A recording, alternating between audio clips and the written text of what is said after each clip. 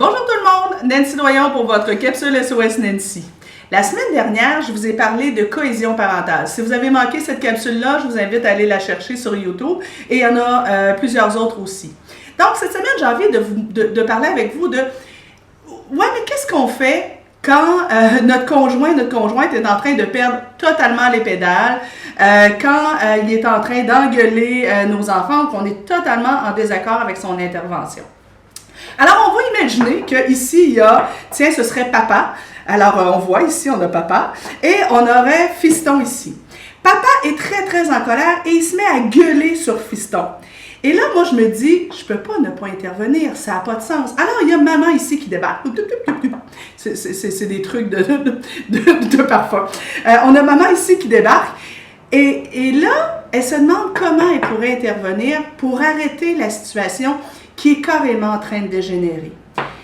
La mauvaise intervention à faire, ce serait que maman débarque et fasse « Oh, je vais sauver mon enfant ».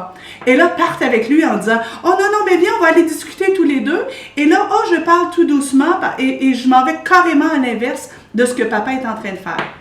Si je fais ça, ce que je vais dire à mon fiston ici, c'est « Je viens te sauver de la personne qui est absolument épouvantable. » Et ce qui risque de se passer, c'est que fiston va vivre la situation encore de façon plus dramatique.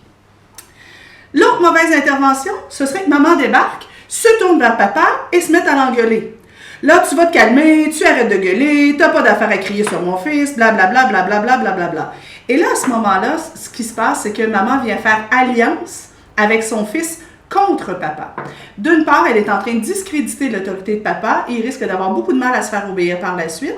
Et d'autre part, monsieur risque de se mettre beaucoup plus en colère. Et aussi, maman est en train de dire à son fils, nous, on joue dans la même équipe. Donc, ce que l'enfant est en train de comprendre, c'est que l'équipe, elle est ici. C'est pas l'équipe parentale. Mauvaise idée. Ce que je suggère, c'est que maman débarque et qu'elle vienne s'installer soit juste à côté de papa ou juste derrière. Et qu'elle aille dans le même sens que lui. Donc, si papa est en train de péter un plomb parce qu'il a marché sur un bloc Lego et ça lui a fait mal au talon, il s'est mis à hurler, maman pourrait, avec beaucoup de fermeté, mais sans être en train de péter un plomb elle aussi, la fermeté mais contrôlée, dire à fiston, oui, je comprends, papa, il a raison d'être en colère, ça fait mal marcher sur un bloc Lego, il a raison, c'est le moment que tu ranges tes trucs. Et là, elle pourrait dire, merci chérie, je m'en occupe. Et prendre après ça le relais de l'intervention sans tomber dans l'excès inverse et devenir doucereuse et devenir beaucoup trop conciliante. Elle va quand même garder l'exigence de papa.